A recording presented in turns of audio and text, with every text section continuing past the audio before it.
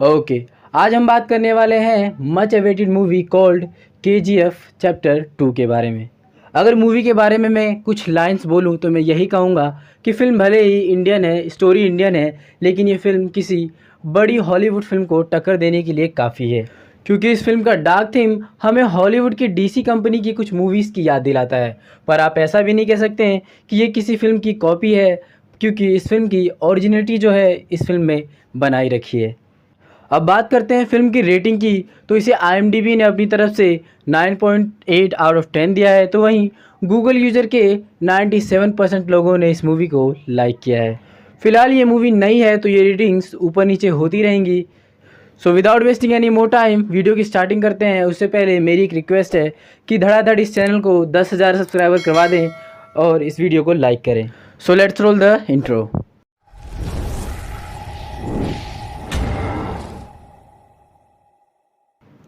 कहानी की शुरुआत होती है आनंद गिल से, जो कि KGF का नरेटर होता है। इसे हमने KGF चैप्टर 1 में भी देखा था।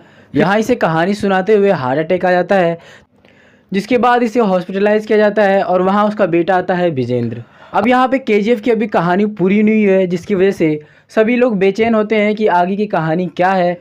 इस वजह से आगे की कहानी पता करने के लिए आनंद गिल का बेटा विजेंद्र उसके ऑफिस पहुंच जाता है और KGF के चैप्टर 2 की कहानी को ढूंढ रहा होता है।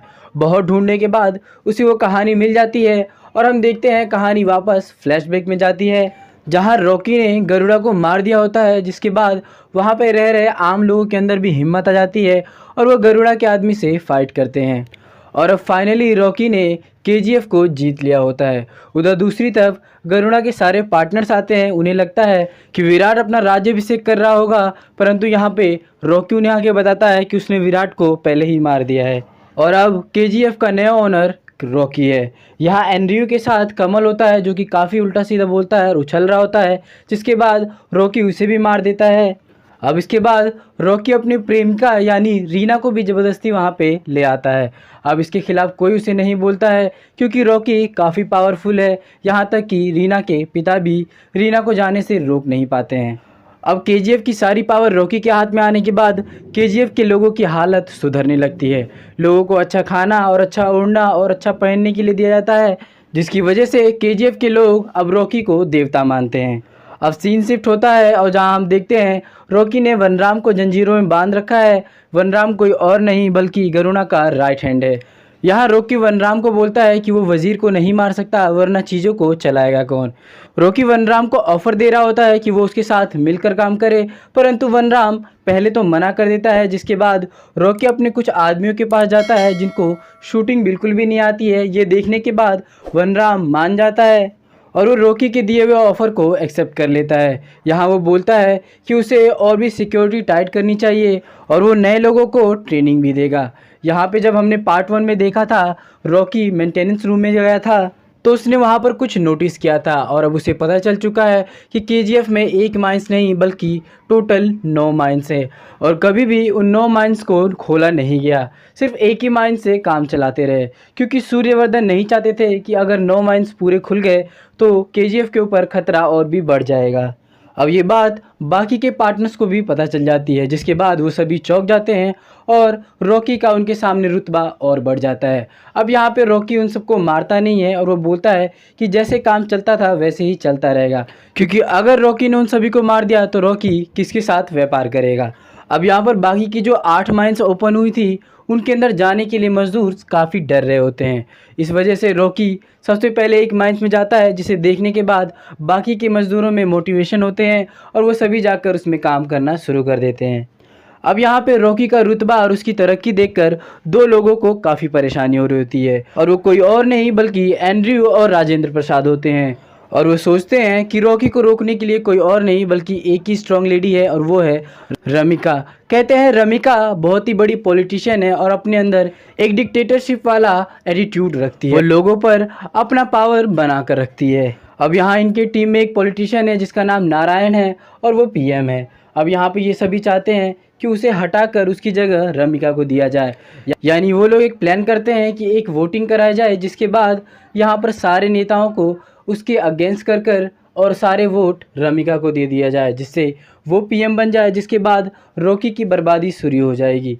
अब इससे पहले ये प्लान वर्क करता है, उससे पहले हम देखते हैं कि माइंस में उन सभी को एक तलवार मिलती है, जिसे देखने के बाद वो सभी डर जाते हैं। ये तलवार होती है अधीरा की, जिसे गरुणा ने मरवा दिया होता है। लेकिन नेक्स्ट सीन में हम देखते हैं अधीरा को, जो कि जिंदा होता है और वो गरुणा के मरने का इंतजार कर रहा होता है, जिसके बाद वो अपना केजीएफ लेने वापस लौटेगा।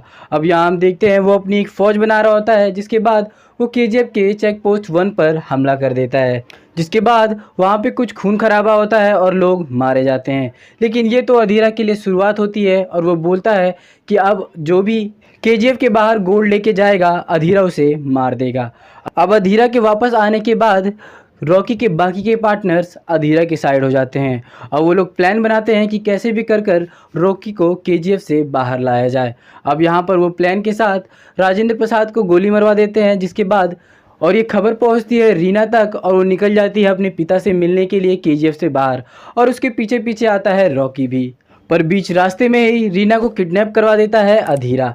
अब यहाँ पर रीना को बचाने के लिए रॉकी भी उसके पीछे पीछे अधीरा के अड्डे तक पहुंच जाता है और यहाँ पे एक होती है फाइट सीक्वेंस, जो कि बहुत ही मज़ेदार होती है।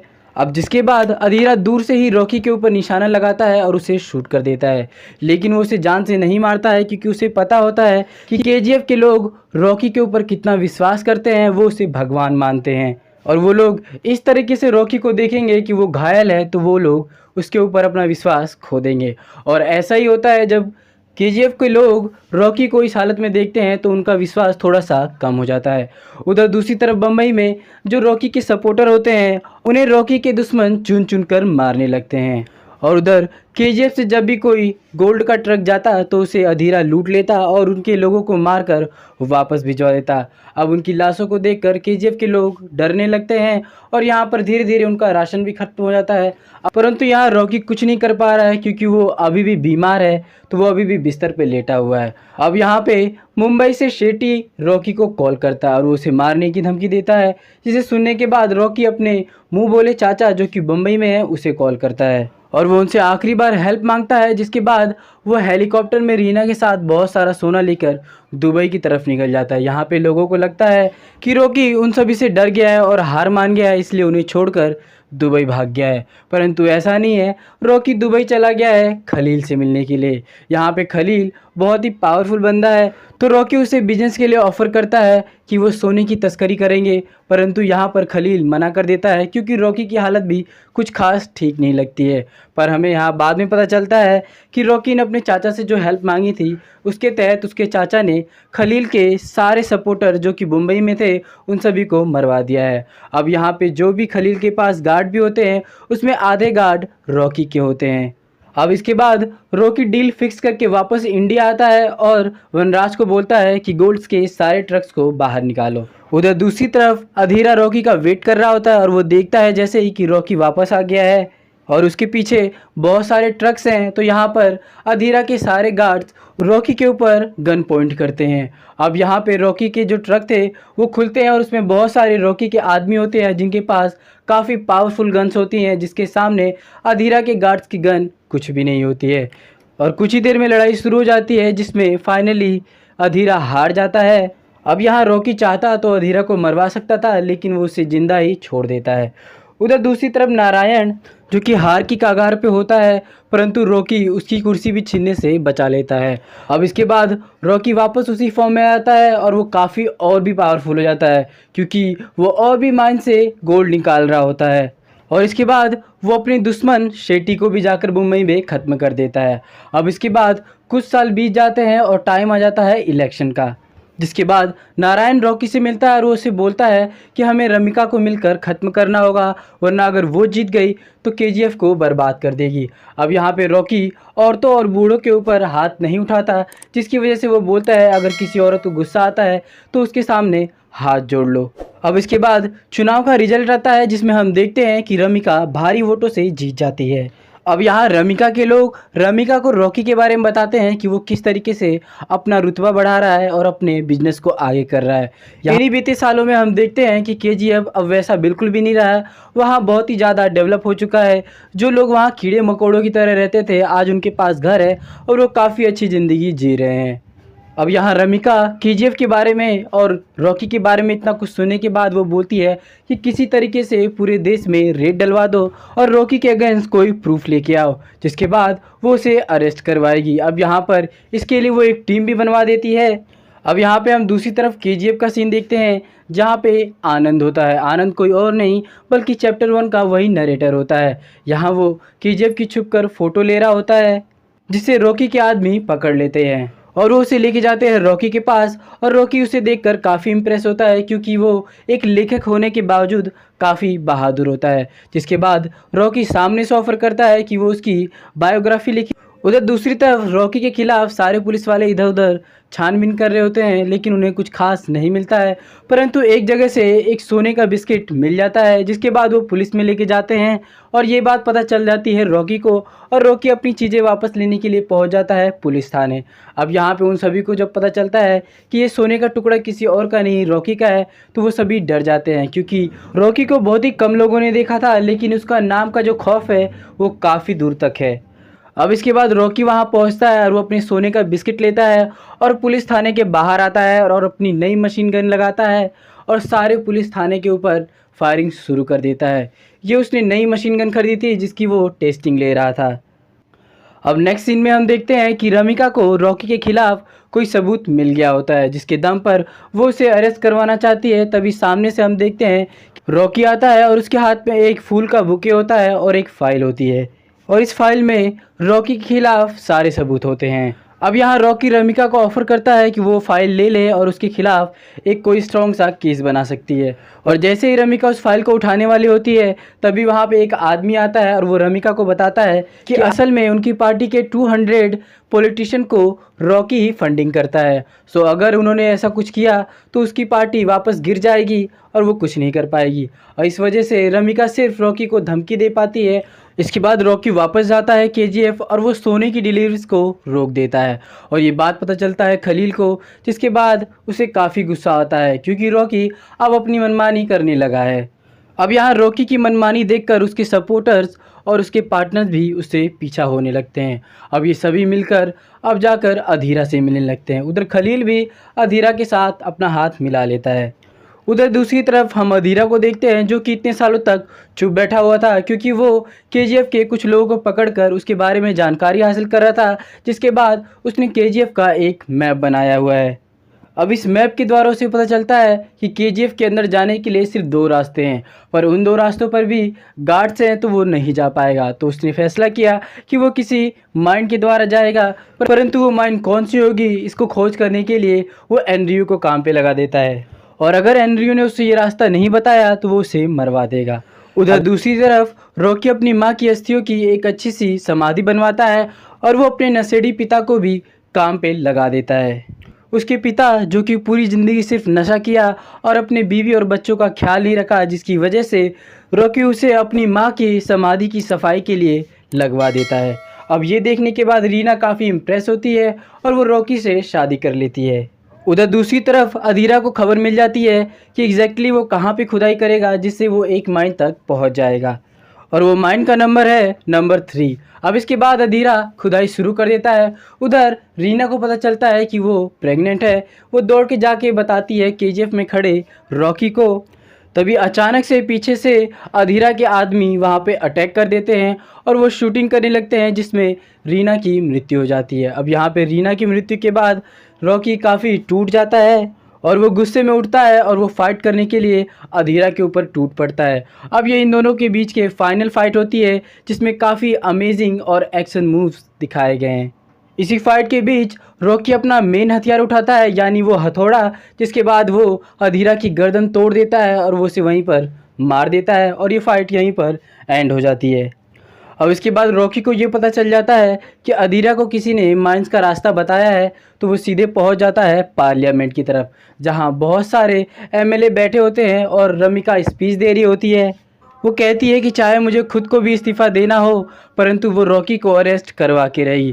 तब यहाँ पे रॉकी असेंबली में घुस जाता है और वो देखता है और वो नारायण को शूट करके वहीं पर मार देता है, क्योंकि ये वही आखिरी आदमी होता है जो कि अधीरा की हेल्प कर रहा होता है। फ्रॉम द स्टार्टिंग सारी चालें यही चल रहा होता है। ये सारा प्लान उसी का होता है कि किस तरीके से रॉकी को केजीएफ में भेजेंगे, गरुड़ा को मरवाएंगे, उसके बाद रॉकी को मरवा देंगे और सारा का सारा केजीएफ उनके अंडर हो जाएगा। अब यहाँ पे रॉकी ने एक बहुत बड़े पॉलिटिशियन को मारा है, जिसकी वजह से सरकार के अंदर हलचल हो जाती है और वो सभी मिलकर रॉकी को पकड़ने के लिए निकल जाते हैं। एक बहुत ही बड़ी फोर्स केजीएफ की तरफ बढ़ती है और उधर दूसरी तरफ रमिका भी रॉकी के लिए डेथ वारंट जारी कर देती है। उधर ये सारी फोर्स मिलकर केजीएफ की तरफ बढ़ती है, जिसके बाद वो केजीएफ में रह रहे लोगों को बाहर निकालती हैं ताकि वो लोग रॉकी को ढूंढ सके। वो लोग महल में देखते हैं तो महल में रॉकी नहीं होता है। नेक्स्ट सीन में हम रॉकी को देखते हैं जो कि एक शिप में होता है और वो बाकी का अपना सारा सोना अपने साथ लेके जा रहा होता है। अब यहाँ पे ये बात रमिका को भी पता चल जाती है, क्योंकि किसी ने शिप से ही रमिका को ये बात बताई है। अब यहाँ रॉकी को पता चल जाता है कि उसका अंत सामने आ चुका है और ये बात खुद रॉकी ने रमिका को बताई थी, क्योंकि वो चाहता था कि वो मरे तो अपने सोने के साथ मरे और वो सोना किसी को भी ना मिले। और ऐसा ही होता है। गवर्नमेंट की सारी फाइटर प्लेन्स रॉकी के ऊपर अटैक कर देती हैं और वो उसके प्लेन को ब्लास्ट कर देते हैं, जिसके बाद रॉकी और रॉकी का सारा सोना उसी में जाके डूब जाता है। जिसके बाद ये सोना और रॉकी किसी को कभी नहीं मिलते। उधर रमिका ये पक्का करती है कि कहीं भी रॉकी का अब जिक्र ना हो, इसलिए वो सारे एविडेंस और सबूत ख़त्म करवाती है, जिससे रॉकी का कोई भी वजूद ना बचे। परंतु एक आदमी ऐसा था जिसके पास रॉकी की सारी सबूत और उसकी कहानियाँ थी, और वो कोई और नहीं बल्कि आनंद गिल था। यहाँ पे आनंद अपनी बुक को लिखता भी है और वो उसे पब्लिश भी करवाता है। उधर हम केजीएफ का एक सीन देखते हैं जो कि अब वो शहर पूरी तरीके से बस चुका है, यानी मरते मरते रॉकी ने अपना काम कर दिया है। वहाँ के लोगों को रहने के लिए अच्छे घर और पहनने के लिए अच्छे कपड़ा और खाने के लिए अच्छा खाना दिलवा ही दिया। और अब इसी सीन के साथ ये फिल्म यहीं पर ख़त्म हो जाती है। तो अगर आपको इस वीडियो का एक्सप्लेनेशन अच्छा लगे तो प्लीज़ इस वीडियो को लाइक करें, चैनल को सब्सक्राइब करें और शेयर करें।